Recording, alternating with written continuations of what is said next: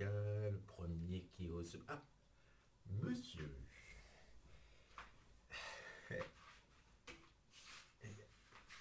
Euh, Merci, j'étais là pour récupérer ma veste, moi en fait, je voudrais pas, je veux dire, c'est-à-dire que moi c'était juste, enfin, Comment ça, c'était juste enfin...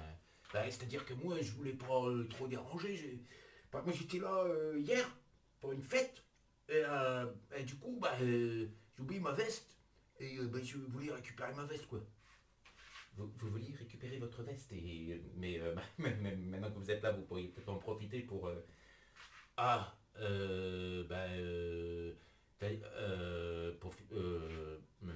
c'est-à-dire moi j'ai pas vu la vidéo, les brochures, j'ai pas, j'étais là pour ma veste, moi.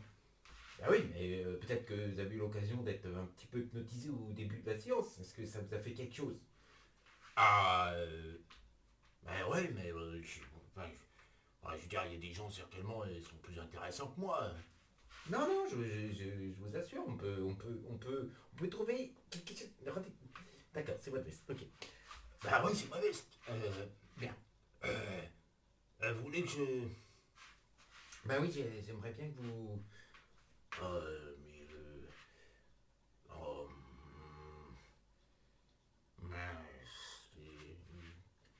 Euh, Bah allez-y, n'ayez pas peur. Enfin, je veux dire, parce que là, ça commence à être gênant, tous ces silences. Les gens...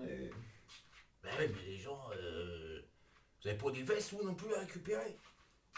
Non, je pense pas que les gens ils aient des vestes à récupérer, ils doivent être le seul. C'est comme quoi le destin. Mais si le destin vous a fait monter sur scène, je veux dire, les lois du hasard et de la synchronicité, c'est peut-être que vous avez eu quelque chose pendant que les quelques minutes où j'ai parlé. Bah ouais. Ah oui, ça, par contre, moi j'étais venu là pour ma veste, mais c'est sûr, c'est-à-dire, bon, bah du coup, ça avait commencé, je me suis assis pour une introduction, et puis quand vous avez fait le... Là, ouais, j'ai... Là, il y a... Eh ben racontez-nous.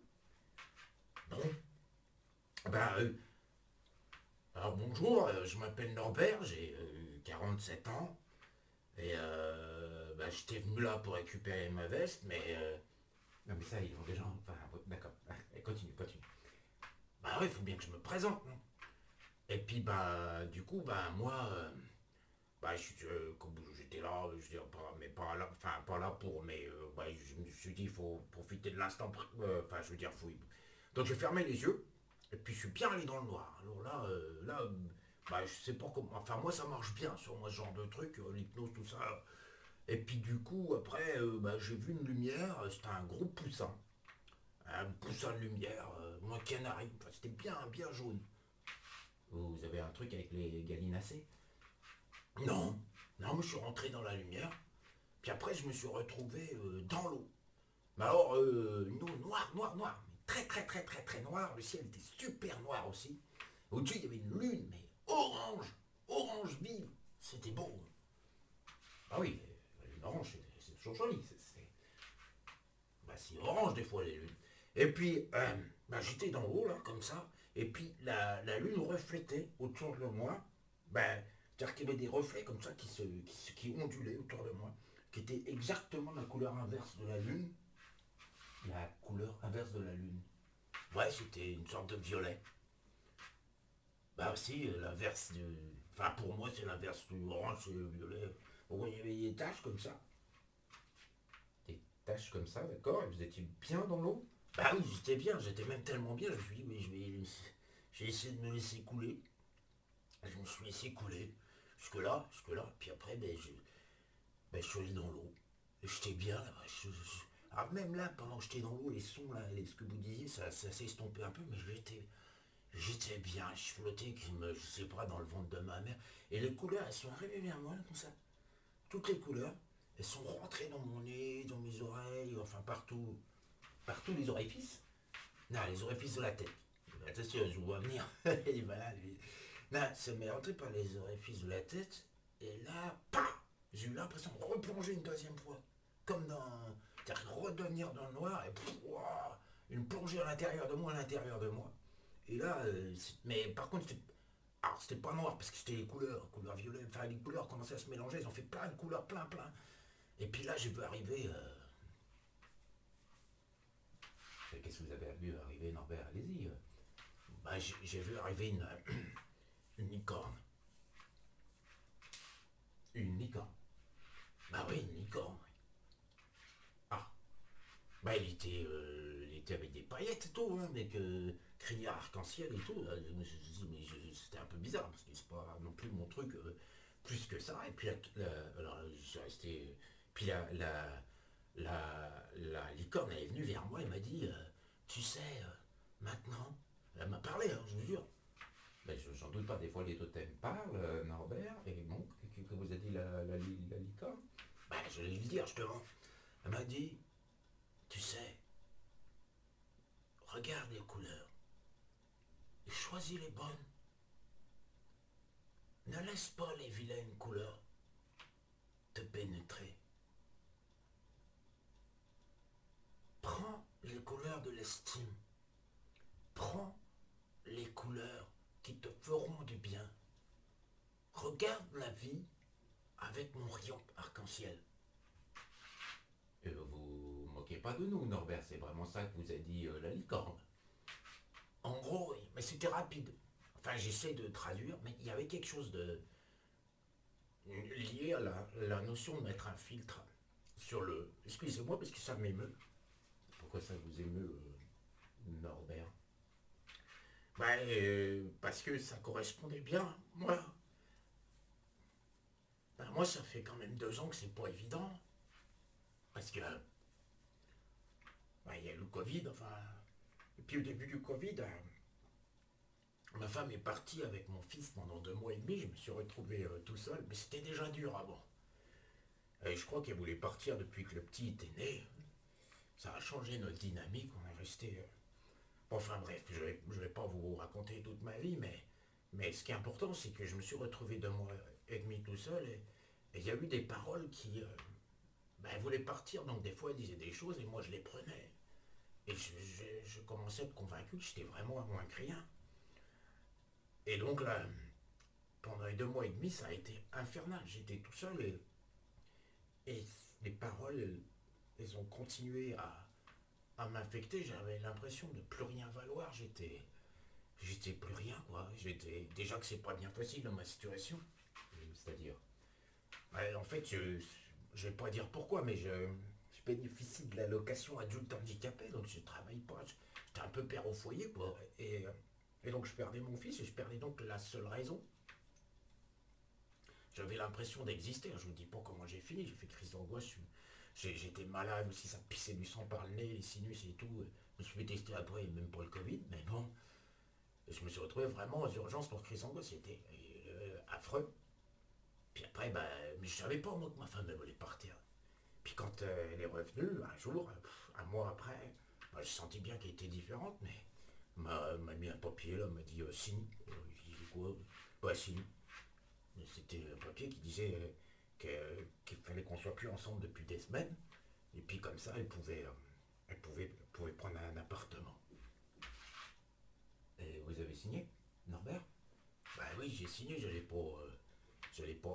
En fait, j'ai signé, mais sous le sceau, je me suis pensé pas non plus terrible. Puis après tout, bah c'était pas facile quoi. Donc, puis je voulais pas embêter la mère de mon fils et puis elle m'aimait plus. Alors, moi, comme je l'aimais bien, bah, quand on aime, on garde pas. Si l'autre est plus heureux sans vous, j'ai laissé partir. Après, après c'était pas facile parce qu'on se retrouve tout seul. On sent bien qu'on n'est pas forcément bien. Donc j'ai essayé de trouver sur des réseaux sociaux, mais il n'y avait pas. Il n'y avait pas parce que j'étais un. J'avais l'impression d'être différent, d'être un minable. Donc comment une femme pouvait avoir envie de moi, et puis surtout avec le handicap, et puis en fait moi je cherchais plus des gens qui jugeaient pas sur l'apparence, sur le handicap. En fait je me suis rendu compte que ce qui m'intéressait chez un être humain c'était l'âme, la spiritualité. Et bon j'ai pas trouvé, hein, parce que c'est pas sur ce registre-là qu'on aborde. Mais comme je pouvais pas aborder dans d'autres registres en vrai, eh ben, ça a été dur. Ça a été dur. Jusqu'à ce que je commence à parler avec une amie quand même que je m'étais fait, et puis qui m'a dit, bah, tu sais, dans une relation, quand ça échoue, c'est 50-50. Moi, je me mettais à 90-10, mais à cause du poison. Et là, la licorne, elle vient. Donc, elle me dit, ben regarde, avec un autre filtre. Et je vous jure, là, ben, j'aurais pas osé déranger pour le manteau, mais c'est comme si ça m'avait donné une sorte de courage instantané. Là, d'un coup, j'ai pris comme une sorte de révélation que je regardais ma vie avec le filtre d'un minable. Mais d'un minable parce qu'il s'était laissé convaincre.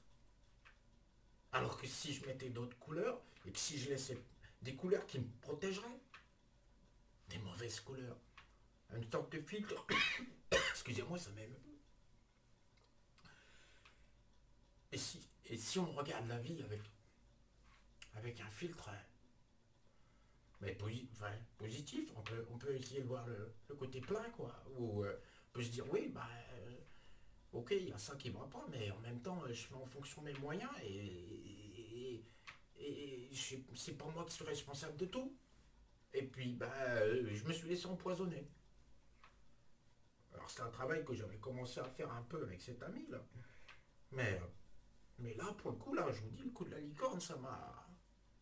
J'espère que... Enfin, je sais pas s'il y en a d'autres qui ont eu des trucs comme ça, mais si je peux me permettre de laisser un message, parce que j'ai bien compris que c'est votre truc sur la joie, mais là, j'ai l'air de pleurer un peu, mais la joie, c'est de retrouver la joie de se dire, on peut mettre un autre filtre, ou on peut mettre un bouclier, une sorte de parade devant les gens, ils disent des trucs, puis ça rentre, ça empoisonne. Et il faudrait pas.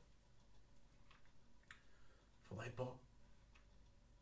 J'avais l'impression que si j'étais accompagné par cette lumière, et que s'il y avait lumière noire, marron, cacadois, enfin, et ben je saurais mettre quelque chose de toutes les couleurs et ne prendre que ce qui est bien, ne pas me laisser.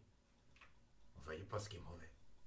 Voilà, mais enfin, je veux pas. Excusez-moi, hein, je racontais ma vie du coup, mais je veux pas. Ben non, Norbert, c'est très bien, je l'imaginais même. D'habitude avec John Winger, mais là, comme ça, première intervention, vous étiez même pas là pour. Enfin, merci Norbert. Est-ce que vous voulez rajouter quelque chose? euh, bah, je peux y aller. Euh, oui, Norbert. Merci. Essayez de pas vous laisser empoisonner vraiment.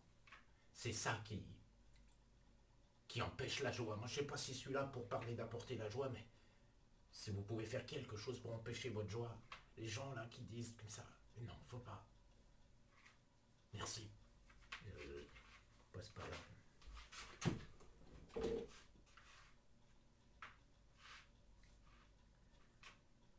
Euh, merci Norbert. J'aurais presque envie de dire on applaudit bien fort Norbert. Ça, ça m'a ça m'a beaucoup touché cette histoire de poison. Parce que c'est vrai, on a peut-être tous été, on est tous même victimes de ça. Et je crois que c'est une des bonnes clés. Généralement, on n'a pas toujours cette clé-là. La force est de savoir laisser glisser. Toutes ces couleurs autour de vous, ne laissez rentrer que les couleurs et pas le noir. Merci Norbert. Quelqu'un d'autre?